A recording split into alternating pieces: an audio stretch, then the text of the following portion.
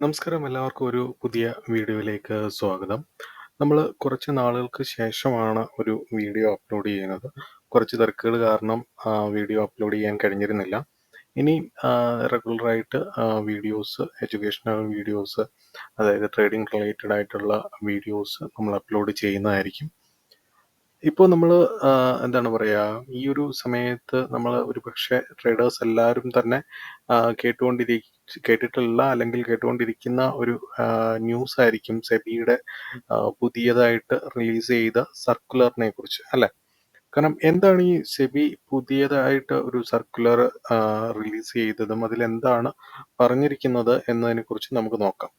അപ്പോൾ സെബി ആക്ച്വലി ഈ ഒരു സർക്കുലർ പുറത്തിറക്കാനുള്ള ഒരു കാര്യം എന്താണെന്ന് വെച്ച് കഴിഞ്ഞാൽ, ഒരു യൂണിഫോം ചാർജ് സ്ട്രക്ചർ, അതായത് യൂണിഫോം ചാർജ് സ്ട്രക്ചർ കൊണ്ടുവരാനായിട്ടാണ് മെയിൻലി ഈ ഒരു സർക്കുലർ കൊണ്ട് സെബി ഉദ്ദേശിക്കുന്നത്.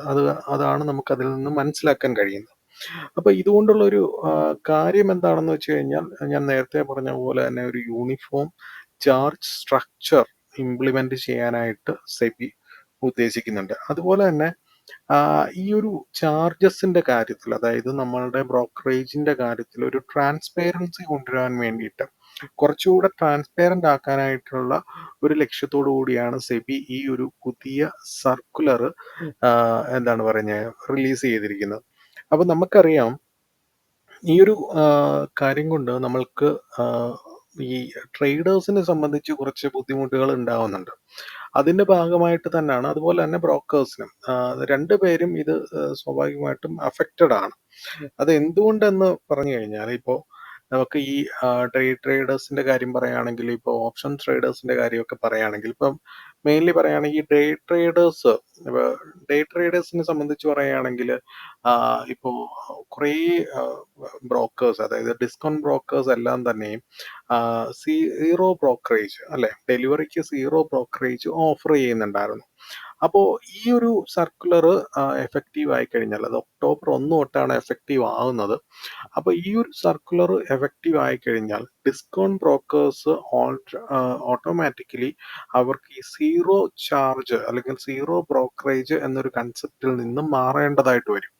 അപ്പോൾ അതിന്റെ ഭാഗമായിട്ടാണ് ഈ സർക്കുലർ വന്ന സമയത്ത് തന്നെ സിറോദ ഒഫീഷ്യലി അവർ പറഞ്ഞത്, അതായത് ഞങ്ങൾക്ക് ഈ പറയുന്ന സീറോ ബ്രോക്കറേജ് എന്ന കൺസെപ്റ്റിൽ നിന്ന് മാറേണ്ടതായിട്ട് വരും. അപ്പോൾ സിറോദ മാറുമ്പോൾ ഓഫ് കോഴ്സ് അവിടെ ബാക്കിയുള്ള ഡിസ്കൗണ്ട് ബ്രോക്കേഴ്സും ഉണ്ട്, അതുപോലെ തന്നെ അപ്സ്റ്റോക്സ്, ഏഞ്ചൽ വൺ, അങ്ങനെ കുറേ ഡിസ്കൗണ്ട് ബ്രോക്കേഴ്സ് ഉണ്ട്. അങ്ങനെയുള്ള ബ്രോക്കേഴ്സിനും ഈ പറഞ്ഞതുപോലെ അവരുടെ ചാർജസിൽ മാറ്റങ്ങൾ വരുത്തേണ്ടതായിട്ട് ഉണ്ടാവും. കാരണം ആ ഒരു യൂണിഫോം ചാർജ് സ്ട്രക്ചറിലേക്ക് മാറുമ്പോൾ സ്വാഭാവികമായിട്ടും ഡിസ്കൗണ്ട് ബ്രോക്കേഴ്സ് ഓഫർ ചെയ്തുകൊണ്ടിരിക്കുന്ന ഈ പറയുന്ന സീറോ ബ്രോക്കറേജ് എന്നൊരു കൺസെപ്റ്റ് മാറ്റേണ്ടതായിട്ട് വരികയും, അങ്ങനെ എന്താണ് പറയുക, ഈ ട്രേഡേഴ്സിന്റെ ചാർജസ്, അതായത് ബ്രോക്കറേജ് കൊടുക്കേണ്ട ഒരു സിറ്റുവേഷനിലേക്ക് എത്തുകയും ചെയ്യുന്നതാണ്.